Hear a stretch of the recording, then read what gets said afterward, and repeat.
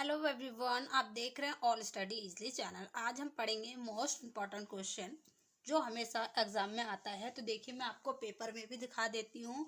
ये 10th, 9th, 11th, 12th तीनों में आता है। तो देखिए, मेरे पास है ये 12th क्लास का पेपर समाज शास्त्र का है। देखिए 2023 तक का, 22 से 23 तक का। तो इसमें क्वेश्चन देखिए आपको दे रखा है, लोकतंत्र किसे कहते हैं।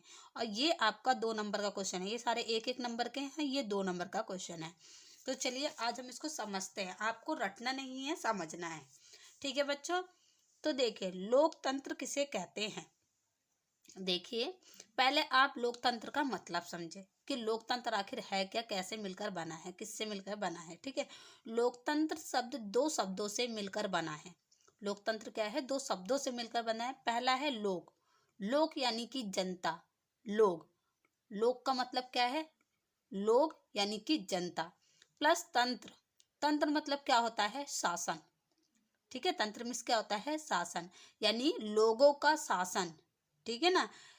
तो जो लोकतंत्र है वो किससे मिलकर बना है, 2 लोक प्लस तंत्र से मिलकर बना है। इतना क्लियर है। अगर 2 नंबर का आएगा, आप इस तरीके से लिख के आएंगे तो आपको पूरे पूरे 2 मार्क्स मिलेंगे। आपको बस रटना नहीं है, सिंपल सा है। लोक यानी कि लोग, ठीक है। तंत्र यानी कि शासन, लोगों का शासन। ठीक है, लोकतंत्र 2 शब्दों से मिलकर बना है, लोक प्लस तंत्र से, जिसका अर्थ होता है लोगों का तंत्र, यानी कि लोगों का शासन। जो अभी मैंने आपको बताया, लोगों का शासन या फिर लोगों का तंत्र। समझ में आ गया। लोकतंत्र का अर्थ तो ये होता है।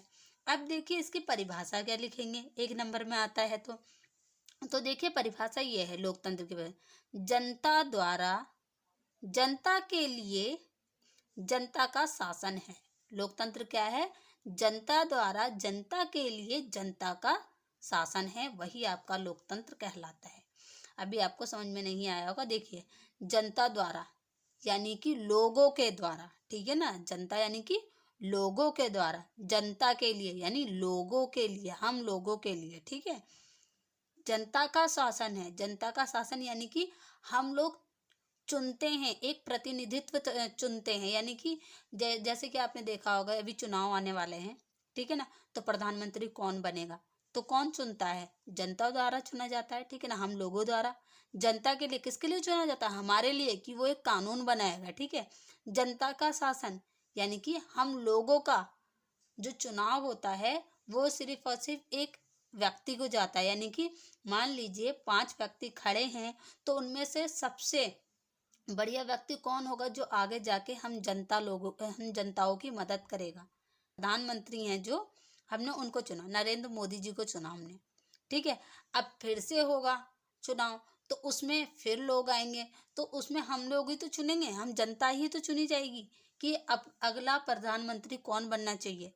तो वही चीज इसमें कहा जा रहा है, जनता द्वारा यानी हम लोगों द्वारा, जनता के लिए यानी हम लोगों के लिए जनता का शासन है लोकतंत्र, यानी हम चुनेंगे कौन बनेगा प्रधानमंत्री। ठीक है, इसी को लोकतंत्र कहते हैं। आई होप आपको समझ में आया होगा लोकतंत्र क्या होता है। यानी कि जो शासन बनाता है, जो अच्छे शासन बनाता है। जैसे हमारे घर में किसका शासन चलता है, एक पापा का चलता है। ठीक है, सभी के घर में चलता होगा पापा का। तो क्या है, वो उन्होंने कुछ नियम लागू करे कि हाँ, आपने सुबह उठना है, अपनी जॉब पे जाना है, रात को घर वापस आ जाना है टाइम से। ठीक है, या आप कहीं घूमने जा रहे हो, शाम को आप घर में मिलना चाहिए। तो वो क्या है, पापा ने हमारे क्या बना रखा है, एक नियम बना रखा है, एक शासन है वो। ठीक है, समझ में आ गया लोकतंत्र किसे कहते हैं। आई होप आपको समझ में आया होगा। अगर समझ में आया तो प्लीज़ चैनल को सब्सक्राइब कीजिएगा और बेल आइकन जरूर दबाइएगा ऐसे आने वाले वीडियोज़ के लिए। Thank you. अब हम नेक्स्ट वीडियो में मिलेंगे।